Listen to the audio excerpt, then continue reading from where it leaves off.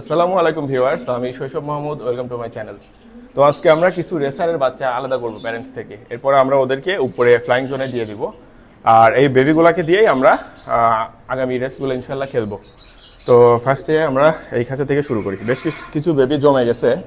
আসলে আমাদের উচিত যেটা করা মেইনলি, আপনার বেবিগুলা প্যারেন্টসের থেকে আলাদা করে বিভিন্ন খাঁচার মধ্যে, এক খাঁচায় 5টা 6টা করে ম্যাক্সিমাম রাখলে ওরা যখন আপনারা বুঝবেন যে নিজে নিজে খাচ্ছে, তখন ফ্লাইং জোনে দিলে বেটার হয়। কিন্তু সমস্যা না, আমি কবুতরকে যথেষ্ট সময় দেই। উপরেও যদি খাওয়া দাওয়া না করে তাহলে আমি বুঝে যাব।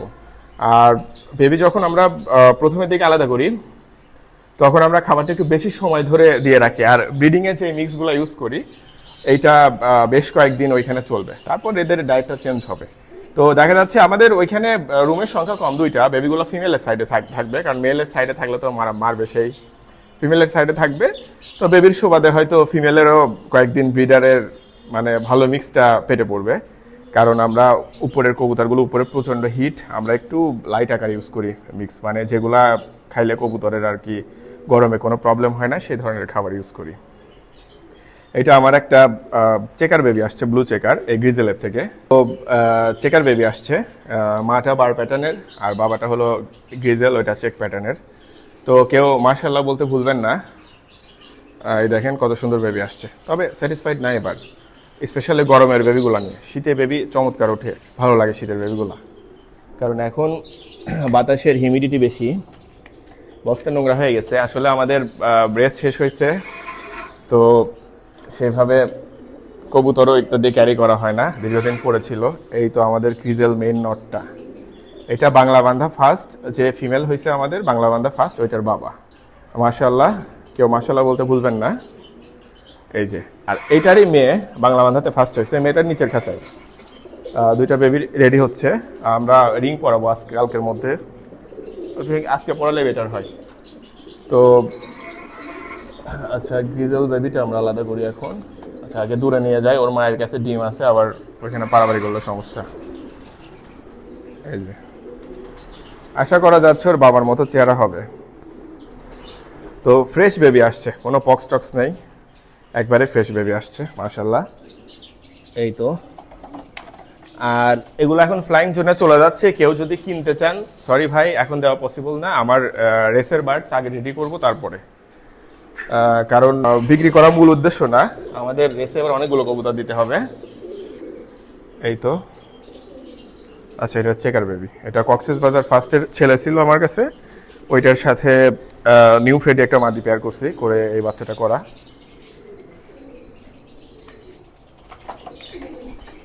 আচ্ছা, আমি কুইকলি প্যাকেট করি বাচ্চাগুলোকে। আচ্ছা, এবার যেটা, এটা আমার গোল্ডেন পেয়ার।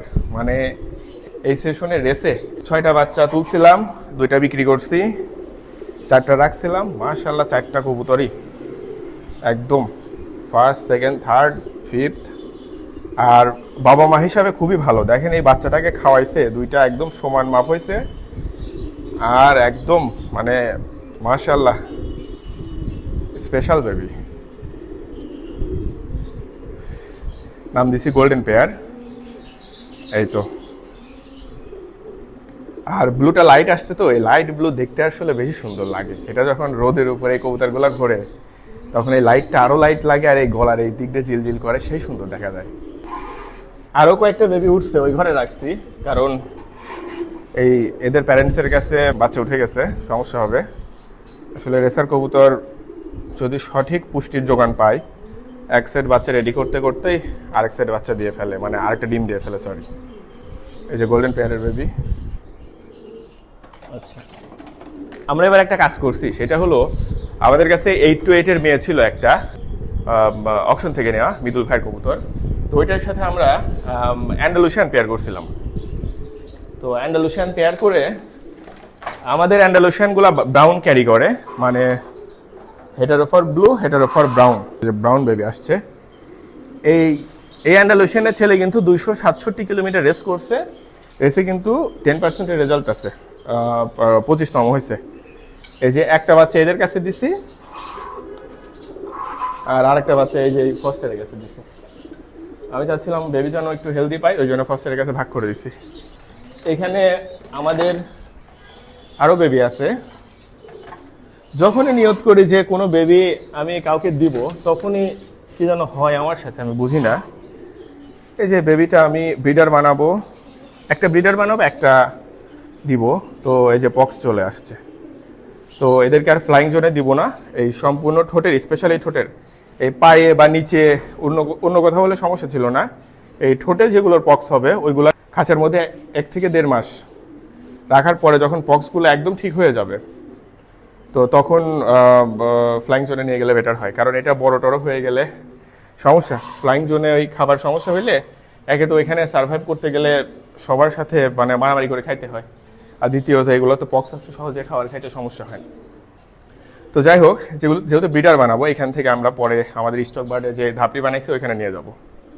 তো এইখানে আরো 5 পেয়ার সেট করছি, ওই পাশে 1 পেয়ার আছে।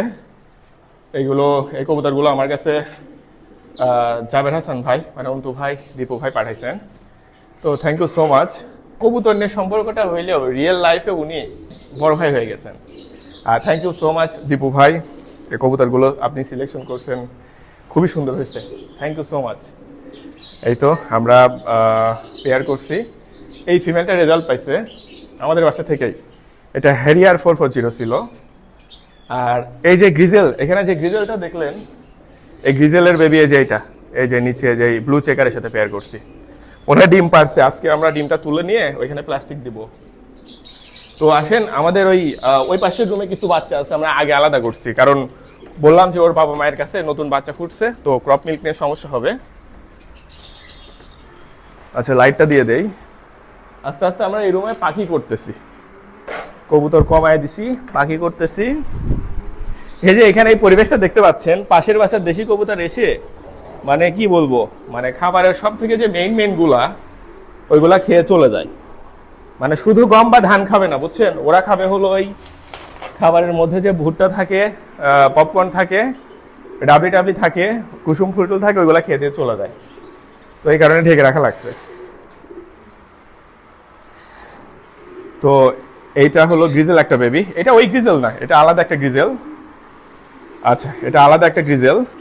এই গ্রিজেলটা আমার যে এস বার্ডের সাথে আমি একটা সাদা কবুতর পেয়ার করছিলাম, টাইগার গ্রিজেল। তো ওইখান থেকে একটা বেবি সার্ভাইভ করছে এবার এসে, মানে 2 বার বাংলা বাঁধা পর্যন্ত খেলছে। যে এস বার্ডটা পেয়ার করছিলাম ও তো এস বার্ড হয়েছে, সেকেন্ড এস বার্ড। তো ওই লাইন থেকে আসা। এই তো এটাও দেখি ফ্লাইং জোনে দিয়ে দেয়, এবার রেস খেলবো। আচ্ছা, একটা ব্ল্যাক বেবি আছে। এই বেবিটা ফিমেল হইলে আমরা আর হলো এটাকে দিয়ে রেস করব না। এটা যদি মেল হয় তখন এটা দিয়ে রেস করব, এটা ফিমেল হলে রেস করব না, কারণ আমাদের ব্ল্যাক ফিমেল নাই। কালার, ভবিষ্যতে কালার প্রজেক্টের কবুতর হোক বা আপনার রেসের ক্ষেত্রে আমাদের কিছু কালো বার্ড বানাবো। তো বেবিটা একবারে ফ্রেশ আসছে। আমার কাছে একটা 2টা লাকি 928 এর মেয়ে আছে, খায়ের ভাইয়ের কবুতর। তো লাকি 928 এর একটা মেয়ের সাথে পেয়ার করছি। আর লাকি 928 এর আরেকটা আছে যেটা লাস্টে 7-4, আমার হলো অনেকগুলো প্রাইজ উইনারের মা। এই তো। আচ্ছা, এইখানে আছে হ্যারিয়ার 440 এর একটা বেবি,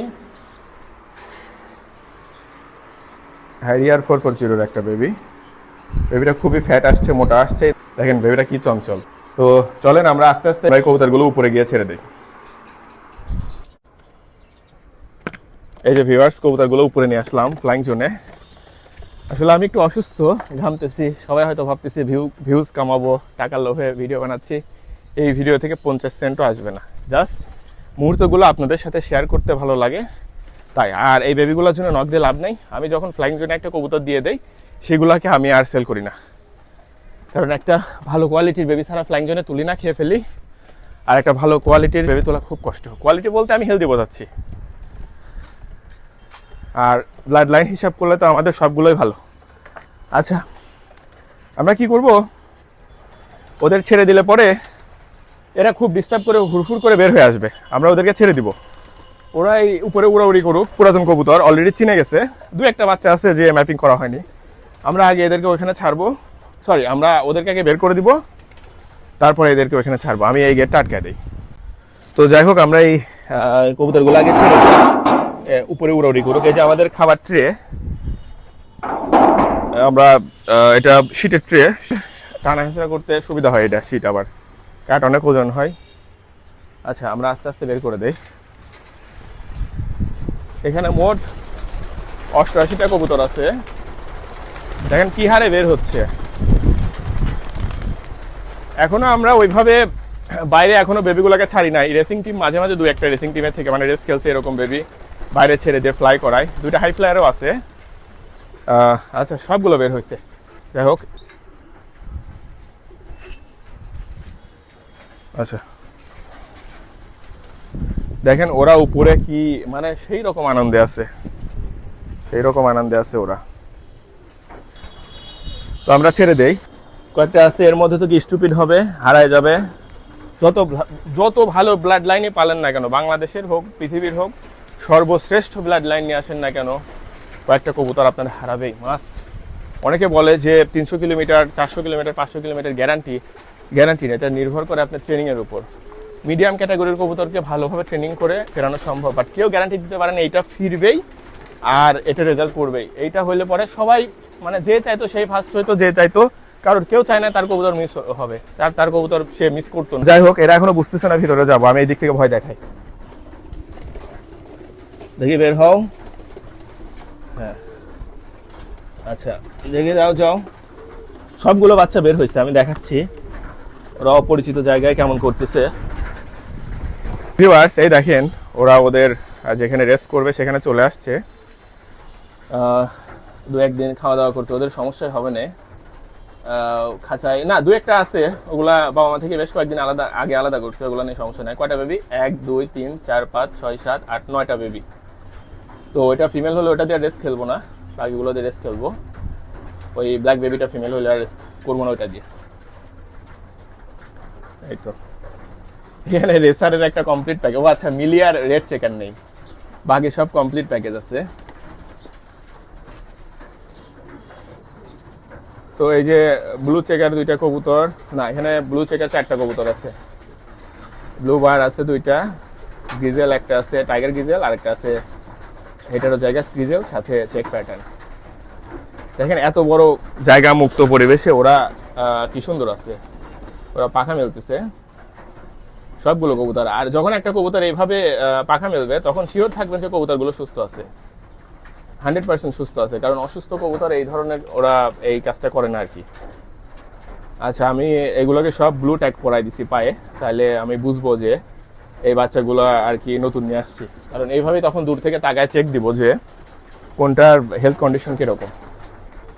আশা করতেছি খারাপ হবে না। বাই এনি চান্স কোনোটা খারাপ হলে ধরে নিয়ে গিয়ে নিচে যত্ন করবো কয়েকদিন, খাবার টাবার ভালো খাবে, আবার আমরা এই উপরের ইয়েতে দিয়ে দিব, ফ্লাইং জোনে দিয়ে দিব। এই তো সবাই মাশাআল্লাহ বলবেন, অবশ্যই এই বাচ্চাগুলো দেখে মাশাআল্লাহ বলবেন। এই তো যেন আগামী সেশনে আপনাদেরকে ভালো রেজাল্ট উপহার দিতে পারি। এই তো আল্লাহর রহমতে এবার আমাদের ভালো গেছে, অনেক ভালো গেছে। আমরা 250 কিলোমিটার আর হলো 300 কিলোমিটারে সিরিজ রেজাল্ট করতে পারছি আল্লাহর অশেষ রহমতে। আর এমনি টপ 10-এ আছে, প্লাস থার্ডও হয়েছি।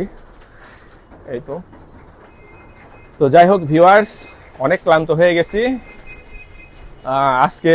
এই ভিডিওটা এইটুকুই থাক, অনেক লেন্দি হয়ে গেল জানি, অনেকের কাছে বোরিং লাগবে, অনেকের কাছে ভালো লাগবে। Thank you viewers, thanks for watching. সেই সাথে অন্য একদিন আপনাদের সাথে আমার দেখা হচ্ছে।